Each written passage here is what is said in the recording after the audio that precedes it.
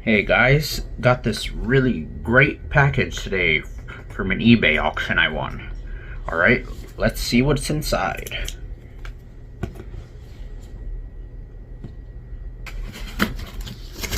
Alright, so I got the box open. This is something pretty cool and actually pretty rare. I got it several $100s lower than what it usually goes for. First thing I see is this receipt from 1994 that supposedly this thing was $90 at the time. Pretty funny to think about. We'll get into that in a moment. Alright. A few styrofoams later.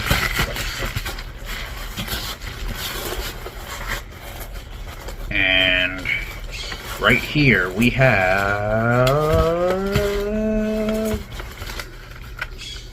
an NEC Turbo Duo. Yeah. What this thing basically is a TurboGrafx 16 with the CD unit all in one. Now, I've talked about the TurboGrafx CD and TurboGrafx in previous videos before. I have both separately, but this is a nice version that came out in 1992. It's based off the Japanese PC Engine Duo that came out in 1991, which is pretty much the same thing except some slight differences, and it plays Japanese games. But this one is the US version of that. And I'm really excited to own this. I really love this design of console, but the problem is these are extremely rare, and if you do find them, they're about $700 or more if they work. I just happened to get so lucky at the last second with an auction. That's how I got this.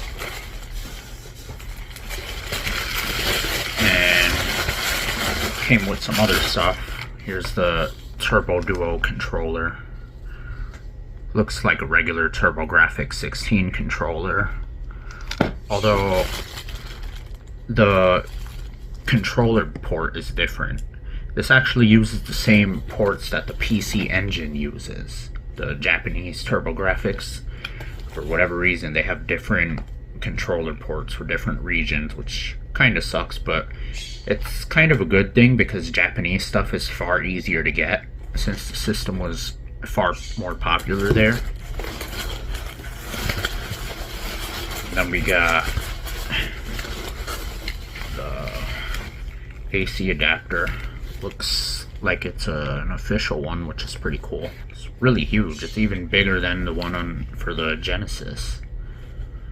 The port is also different than other consoles, so it's pretty much only works for this. Now, it was partially untested. What I mean by that is that the seller was able to plug it in and turn it on and show that it powers on, and even tried a game with the headphone jack, and that worked. But he didn't have any AV cables, but thankfully this uses the same AV cable that a Sega Genesis Model 1 uses. So I'm going to be trying it with that. Alright. And in a bit we're just going to look at the console itself, and I'm going to talk about the history of it. Alright, so this is the Turbo Duo, which, like I said, it was a TurboGrafx 16 and a TurboGrafx CD all in one unit. See here, this is where the TurboGrafx 16 games go, the Hue cards. And although there's actually supposed to be some flap that closes to protect it from dust, but this doesn't have it here. I did find a replacement one on eBay that I got for it, so that'll be coming. Then here is a lock, so that way when you turn it on or whatever, you could keep this from being opened. See, this is how you open it. where the CDs go. Hopefully it's a more secure CD tray compared to the one on the original TurboGrafx CD, like I showed on my other TurboGrafx CD videos, where the CDs don't seem to hold into place very well.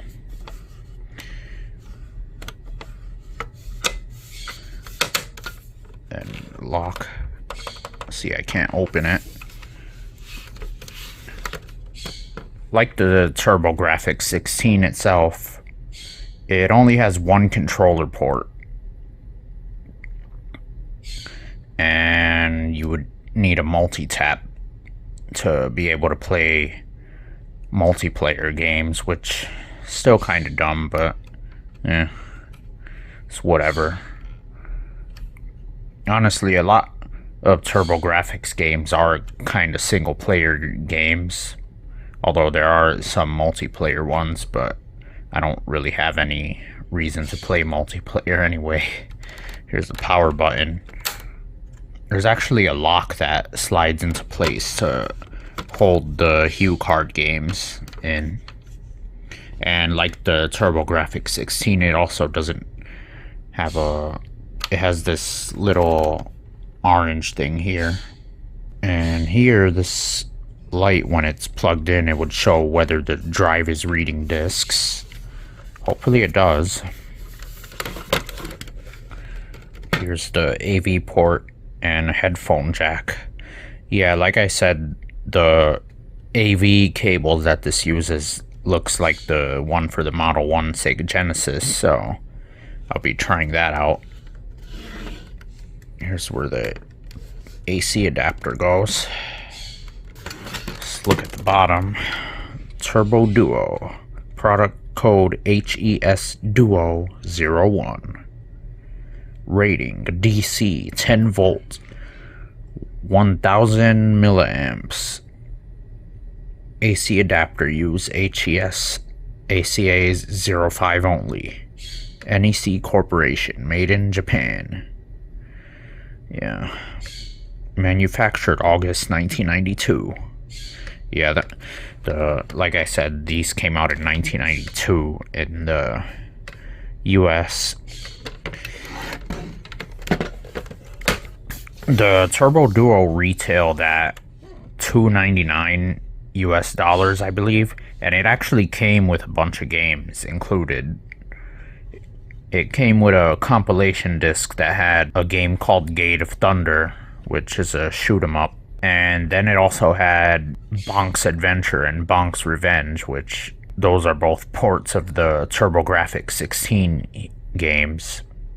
It also, I believe, contained the game Ys Book 1 and 2 on CD.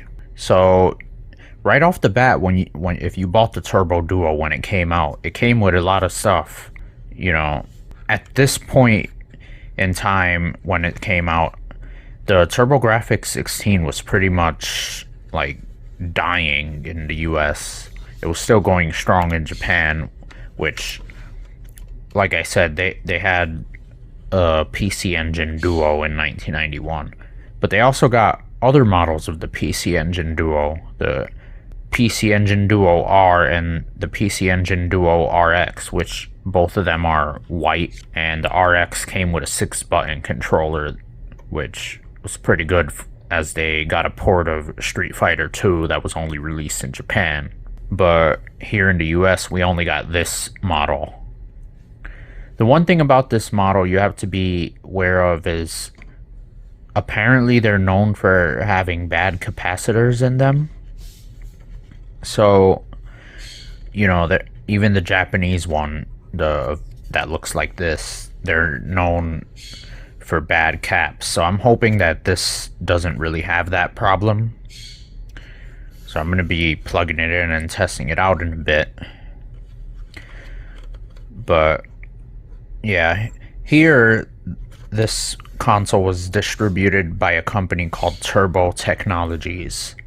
which was a company formed after NEC decided to cancel distribution of the TurboGrafx-16 on their own since it wasn't a success here. They handed all of that to the Turbo Technologies Inc. company that they started. Yeah, I'm hoping that this works really well because I don't know whether I want to keep this version or sell my original TurboGrafx-16 CD. But yeah, this looks like an amazing console to me. Like the aesthetic is just nice and simple. Let's put the card games, CD games. No need for any additional crap like the docking station or the separate power adapter for that. Just looks like a general early 90s CD-ROM console. And that's pretty cool in my opinion. What's cool about this is that it comes preloaded with the Super System Card 3.0 built right in, which is pretty cool because on the original TurboGrafx CD unit, you needed a system card to be able to play any of the CD games, and the Super System Card 3.0 allowed you to play basically the full library, with the exception of Japan-only games that needed an arcade card, but that's for a different story. But yeah, I think that this is pretty cool that you don't need a system card, because the System Card 3.0 is really expensive on its own, for a US version at least. And with this, you just get this system and you just put the CD game in and play it. And like the original TurboGrafx CD, the CD portion is region free, so you can import Japanese games, while the HuCard port is region locked, so you can't play Japanese HuCard games unless you have a converter. It also reads burned discs. Alright, so next up, we're going to be plugging this into the TV, and I'm also just going to be showing you this side by side next to the TurboGrafx-16 with the CD attachment and docking station. Alright, so real quick, here's the Turbo Duo next to the TurboGrafx-16 with the standalone CD unit side by side. See, right off the bat, you can tell this looks definitely much better than the monstrosity that's this beast here, the TurboGrafx-16 with the CD add-on that you need a docking station for, and a system card, like I said. But then here, like I said, the controllers look the same, but the ports are different. See, that's the US one. It's the Japanese one, but it's the Turbo Duo one, which looks like the Japanese one. And like, it's just overall such a much better design in my opinion.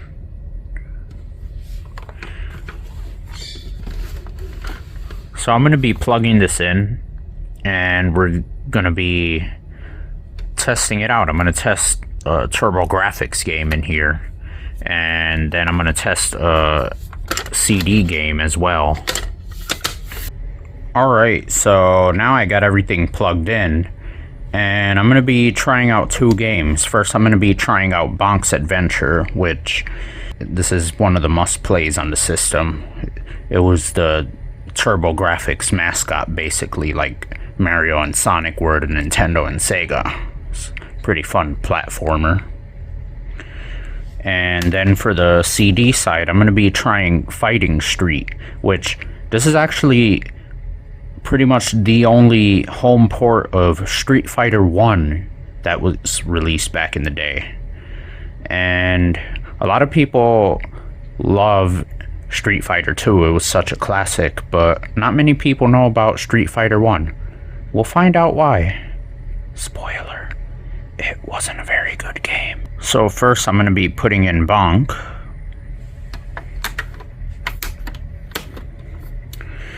Alright. Turn the recorder on. And now we're gonna turn this on. Seems like it shows up on the screen, although I don't hear anything. TV remote.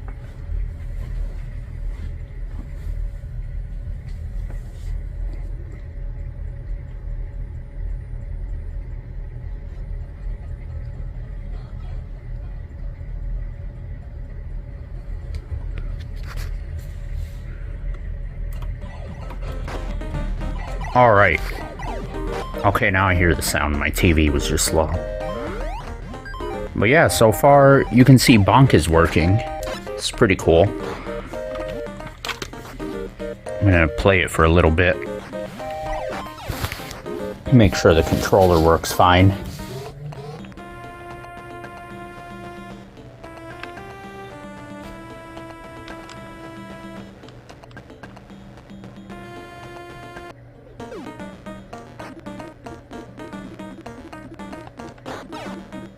Yeah, basically you're a caveman with a giant head, and that's how you kill enemies.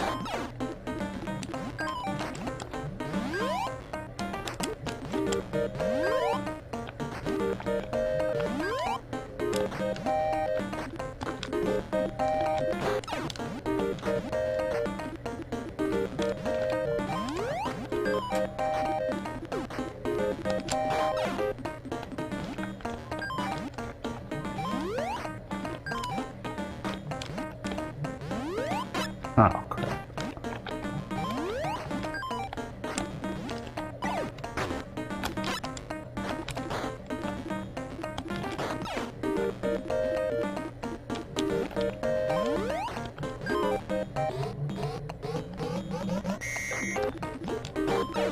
And you collect meat, which is power-ups.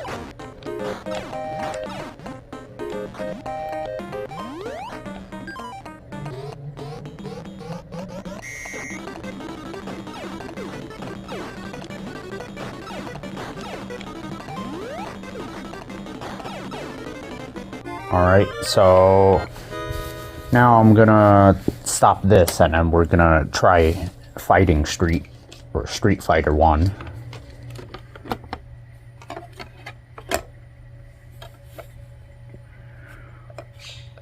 Seems to sit about the same as the regular TurboGrafx CD, but not as loose, but still pretty loose. Now, when you play a CD game, you have to take the hue card out, or else it's going to boot to the hue card, I believe. So, yeah. See, it looks like the Super CD-ROM system is loading. We're going to see if this plays.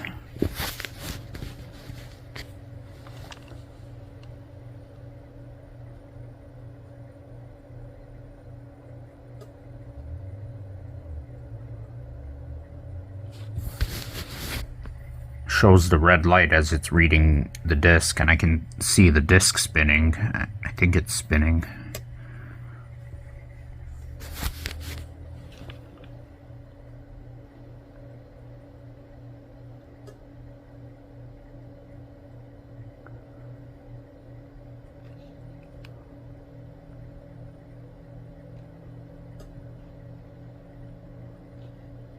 It's taking a bit long.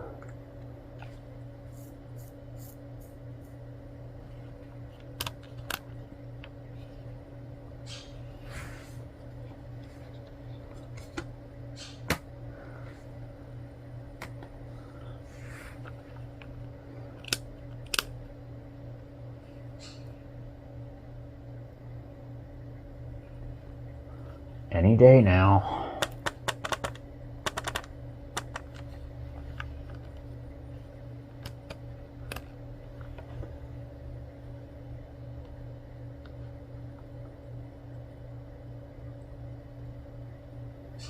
Oh, okay, now it shows up. This took pretty long to load. My TurboGrafx CD standalone doesn't take this long. Hopefully the disk drive isn't going bad. But as you can see, Street Fighter, or Fighting Street, looks like it's loading. Oh wait, it froze.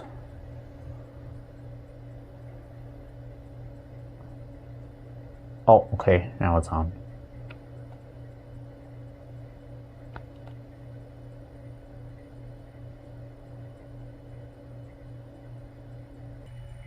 I'm gonna try resetting it.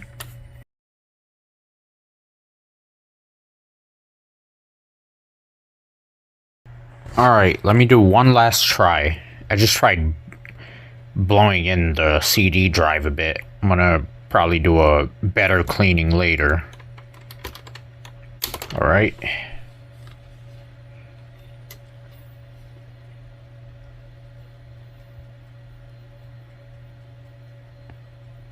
Oh wow, it loaded pretty fast now. I think that's all it needed is some cleaning. Alright, so right now we're going to be playing Fighting Street, which is Street Fighter 1.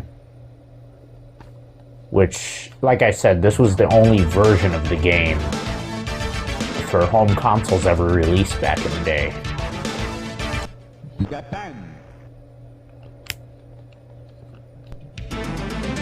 You only get to use Ryu or Ken in this game. You can only use Ken as the second player. You gotta love the hilariously bad voice acting on here.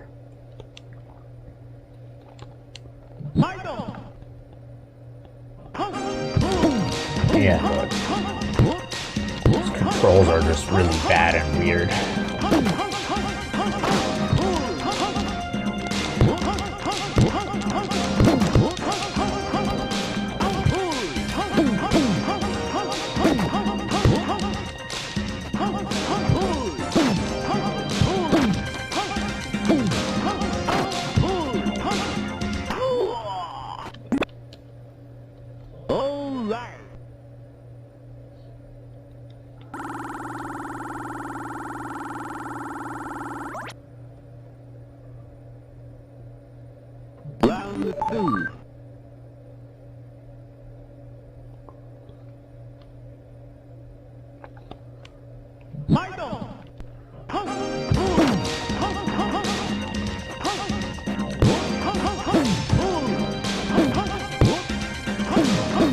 You jump so slowly.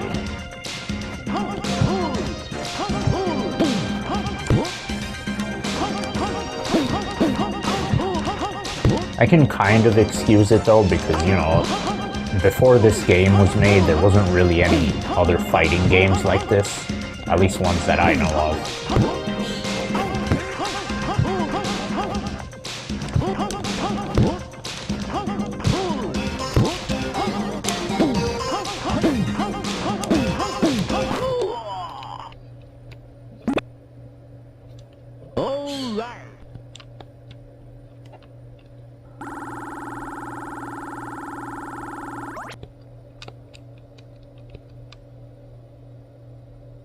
Look at this, the voice acting.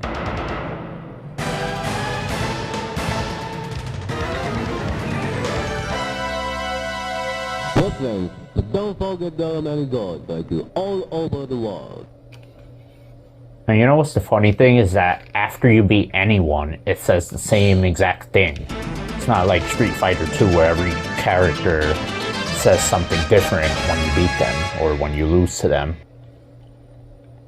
Alright, so now I'm trying Monster Lair, just to make sure other games work on this too.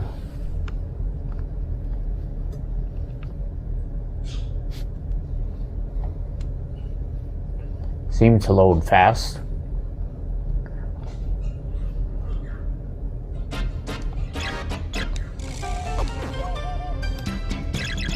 Time to cheat with the turbo mode.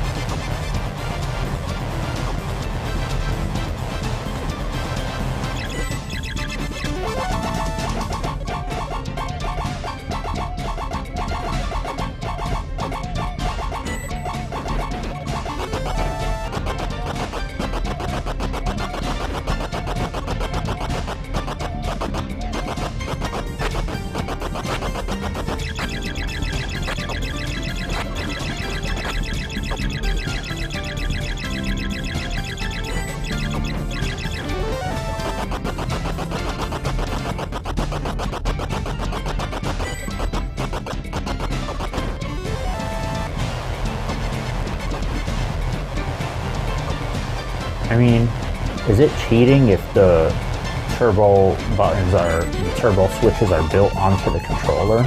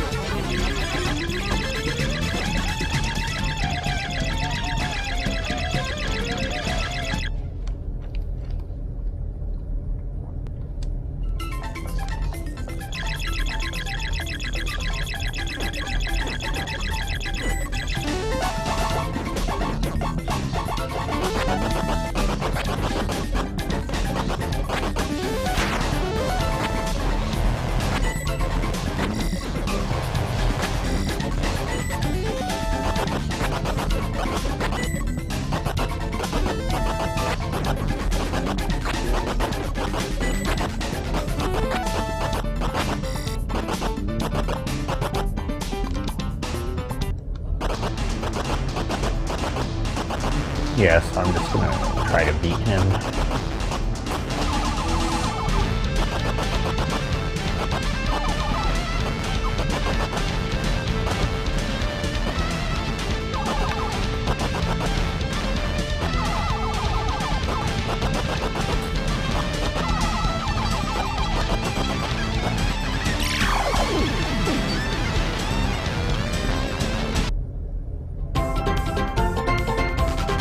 Alright, so now after cleaning this a little, I have gotten this to work, so that's pretty good. Alright, and now I'm gonna try a burn game and see if that works.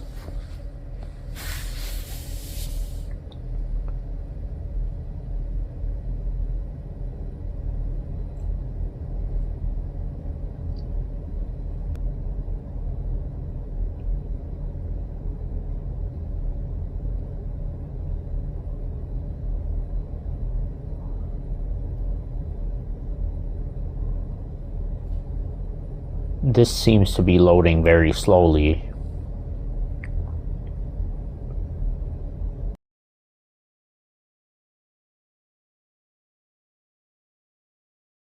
Alright, so here's an update a few days later.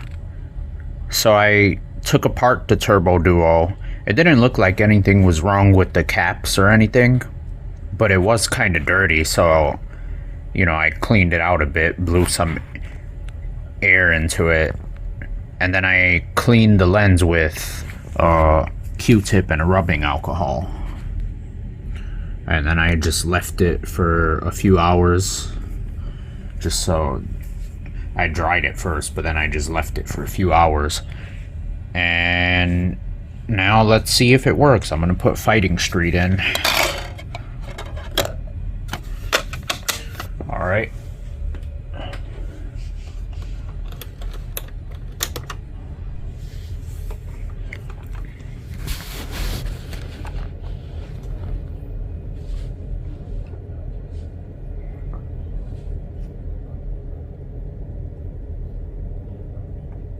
And it seems like it's loading fine now.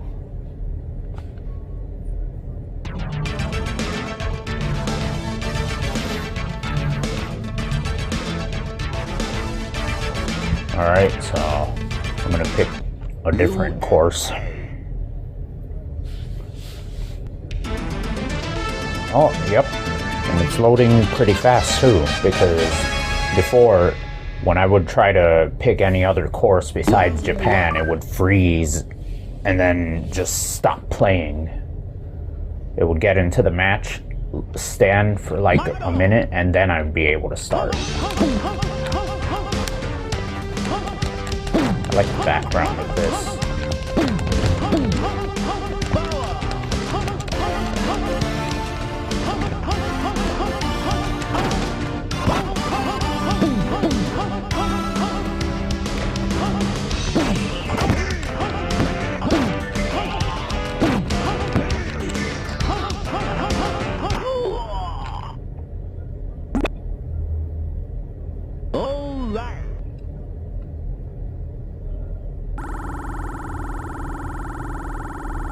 Yeah, like this game, Street Fighter 1, it has okay graphics for the time. It's not bad. looking, but the gameplay, the controls are just terrible.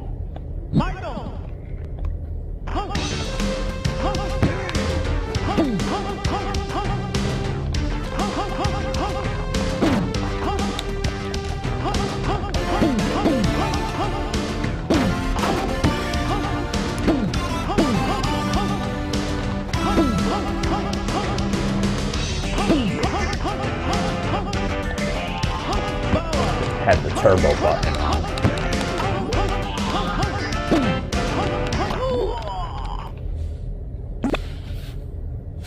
All right.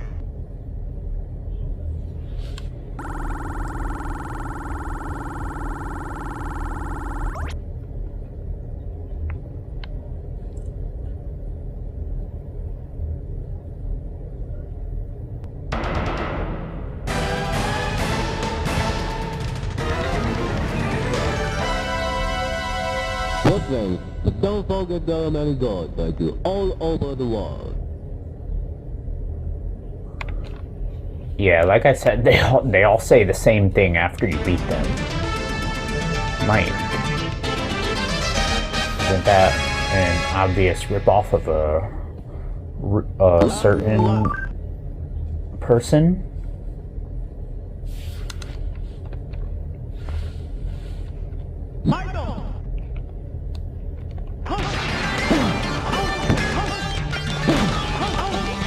Yeah, when I did the full course of this a couple weeks ago, this is the furthest I got.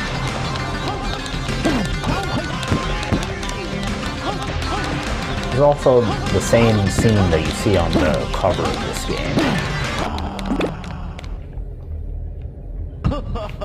I'm sorry. Round 2.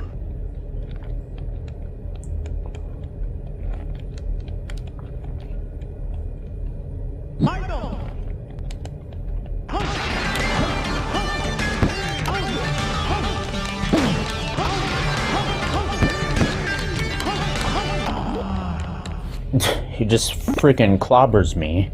I'm sorry.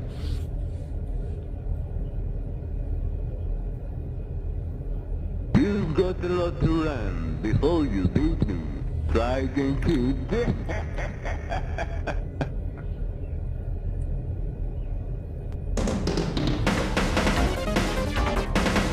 Yeah, I'm just gonna end it. Alright, so now I'm gonna try a burn disc.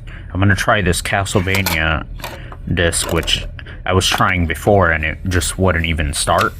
So we're gonna see if it actually does start now.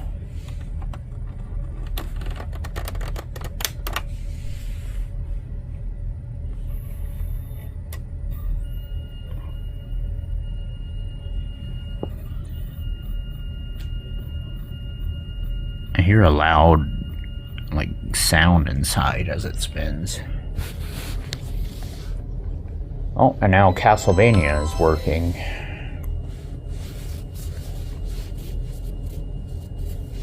This game is a Japanese game. It was never released here, of course, so... Just also going to show you that it's region-free and you can play burn discs. The real copy of this game is like $200. So, yeah. Auf der Schattenseite des Friedens und des Wachstums.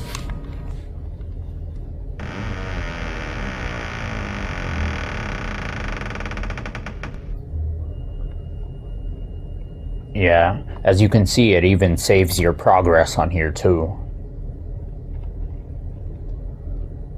Yeah, we're just gonna go into this file.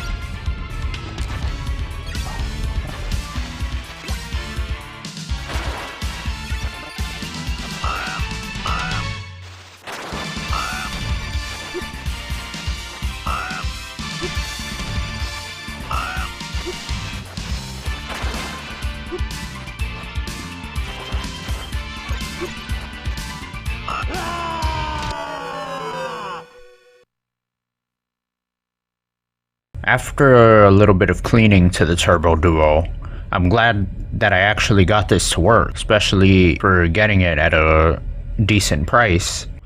I almost thought I was gonna have to buy a new laser or something. I don't know whether I want to keep this Turbo Duo or stick to my regular TurboGrafx CD unit, because that's been working pretty well for the most part. But yeah, I think this is a pretty cool system. It's a nice 2-in-1 system, a nice design. I do hear it's not very reliable as far as the capacitors go, but like I said, when I looked inside this myself earlier to open it, the caps, none of them really looked bad, but I'm not really an expert on that sort of thing myself. You know, actually real quick, I'm just gonna show you a picture of the inside of it. But yeah, overall, more to come. Thanks for watching and stay tuned. Bye now.